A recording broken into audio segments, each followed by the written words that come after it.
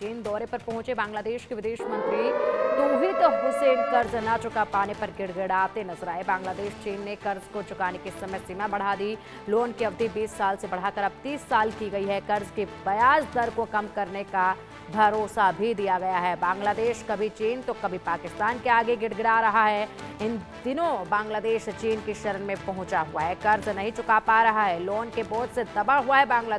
बांग्लादेश चीन से मोहलत मांग रहा है। भारत से संबंध खराब होने की वजह से बांग्लादेश चीन और पाकिस्तान के साथ नजदीकियां बढ़ा रहा है। अब बांग्लादेश के विदेश मंत्री तौहीद हुसैन चीन के दौरे पर रहे। चीनी विदेश मंत्री वांग यी से मुलाकात की। चीनी सरकार से बांग्लादेश को दिए हुए कर्ज को चुकाने की अवधि को बढ़ाने की मांग की गई। चीन की शी जिनपिंग सरकार ने बांग्लादेश को लोन चुकाने के लिए 20 साल की जगह अब 30 साल की मोहलत दे दी है। चीन सरकार ने कर्ज की ब्याज दर को भी कम करने का भरोसा दिया है।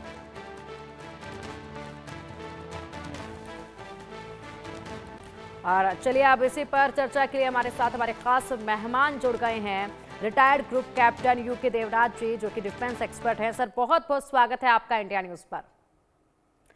सर, बांग्लादेश एक तरफ तो लगातार यहाँ पर जिस तरीके से भारत को धमकियां देता रहता है, कुछ डिमांड्स, कुछ मांगे अपनी रखता रहता है, ऐसे में एक तरफ वो अपनी ताकत का मुआयना करता है कि मैं इतना ताकतवर हूँ। पाकिस्तान के साथ तो वो पहले से मिला हुआ था, जिस तरीके से हरकतें सामने आ रही थी, लेकिन अब जो कर्ज का बोझ है उसके तले पूरी तरीके से बांग्लादेश दबता नजर आ रहा है। हालात बहुत ज्यादा खराब होते जा रहे बांग्लादेश की। चीन पहुंचे, वहां पर गिड़गिड़ाए और मोहलत मांगी है कि कुछ राहत दे दी जाए, समय अवधि बढ़ा दी जाए कर्ज चुकाने की, और राहत, बड़ी बात, राहत मिल भी गई। पिंकी जी, हो ये रहा है कि बांग्लादेश की जो आर्थिक मजबूरियां हैं, आर्थिक दिक्कतें हैं, वो लगातार बढ़ रही हैं।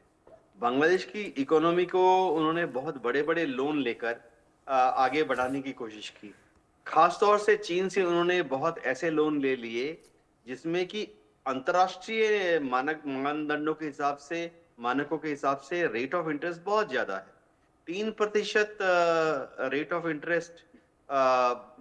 ये थोड़ा, जैसे हम अगर आईएमएफ की बात कर लें या वर्ल्ड बैंक की बात कर लें, इंटरनेशनली एक्सेप्टेड जो इंटरेस्ट रेट है वो हमेशा 1% या 2% या उससे भी कम होते हैं। जापान तो कई देशों को मात्र 0% पर लोन दे देता है। तो ऐसे में बांग्लादेश को बहुत बड़ी दिक्कत हो रही है अपने लोन को वापस चुकाने में।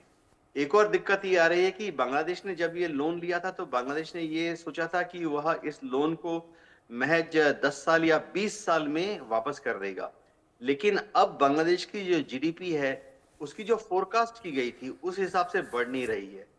खासतौर से जब से मोहम्मद यूनिस की सरकार आई है, पूरी सरकार की जो रेवेन्यू सिस्टम है वो कलेप्स हो गई है, लड़खड़ा गई है।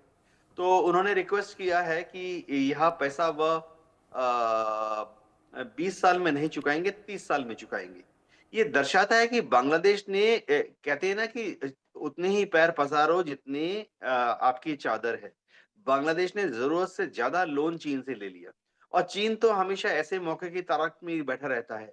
जाहिर बात है कि चीन अगर इस लोन पर अब अपना रेट ऑफ इंटरेस्ट कम करता है या 20 साल की जगह 30 साल में वापस लेता है, तो उसने पर्दे के पीछे काफी सारी दूसरी शर्तें रखी होंगी, जो कि बांग्लादेश को चुपचाप मान लेनी पड़ेगी और मान ली भी होंगी।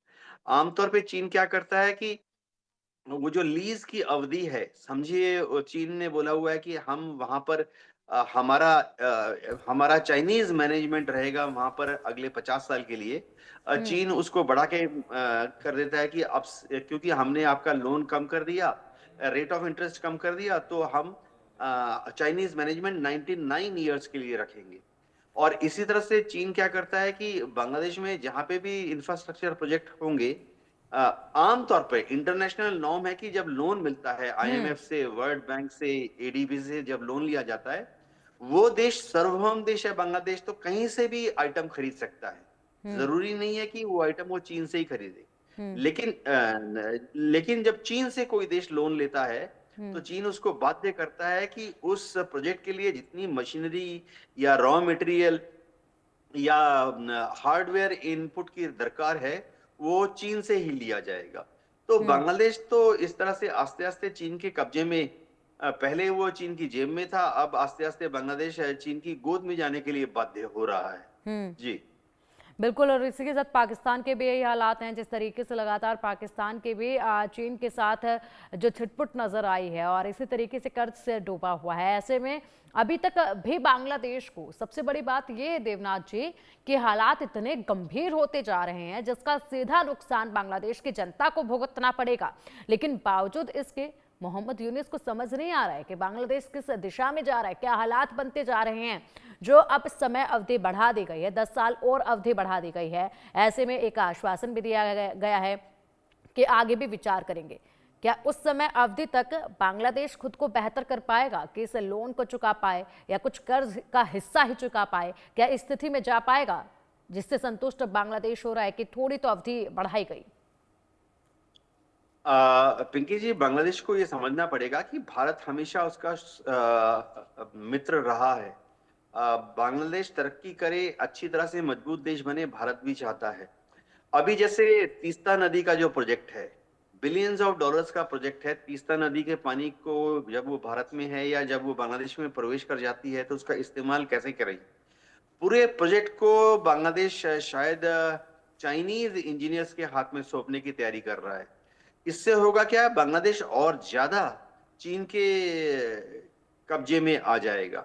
भारत ने बार बार बांग्लादेश को पेशकश की है कि तीस्ता नदी का प्रोजेक्ट जो है भारत कर देगा, और चीनी इंजीनियर्स ने जो प्रोजेक्ट एस्टिमेट दिया है उससे आधी लागत पे भारत इस प्रोजेक्ट को करने के लिए तैयार है। लेकिन शायद अभी जो मोहम्मद यूनुस की सरकार है ये भारत को काउंटर बैलेंस करना चाहती है। ये मोहम्मद यूनुस की सरकार जो है लड़खड़ा रही है, धार्मिक कट्टरवादियों के हाथ में है। वहाँ जो अलग अलग छात्र संगठन है, सब रूढ़िवादिता में झगड़े हुए हैं। भारत का विरोध करना इन जिहादी एलिमेंट्स के लिए उनकी रोटी रोजी का सवाल है। तो जब तक बांग्लादेश में इलेक्शन नहीं हो जाता, अभी 1 साल है इलेक्शन होने में, और वहां पे एक लोकतांत्रिक सरकार का गठन नहीं होता, तब तक बांग्लादेश इस तरह के डिसीजन लेता रहेगा जो कि बांग्लादेश सोचता है कि भारत विरोधी डिसीजन है, वो चीन की तरफ रेंगता रहेगा। लेकिन ये बांग्लादेश को रियलाइज करना पड़ेगा कि वो जितनी ज्यादा चाइनीज ड्रैगन की तरफ रेंगता रहेगा, चाइनीज ड्रैगन उतनी तरह बुरी तरह से बांग्लादेश को अपने कब्जे में ले लेगा। भारत ने तो ये भी पेशकश बांग्लादेश के साथ की है थी कि भारत बांग्लादेश को मोस्ट फेवर्ड नेशन का दर्जा दे देगा। भारत जो है भारत से शुरू करके, बांग्लादेश से शुरू करके म्यांमार और आगे साउथ ईस्ट एशिया तक एक हाईवे भी बना देगा। लेकिन बांग्लादेश सरकार को पता नहीं, वो भ्रम में है कि ऐसा अगर बिल्कुल। हाईवे बनाने देंगे वो भारत को, तो शायद भारत की चुंगल में, भारत की गिरफ्त में आ जाएंगे। जबकि बिल्कुल अभी नहीं, ऐसा नहीं है।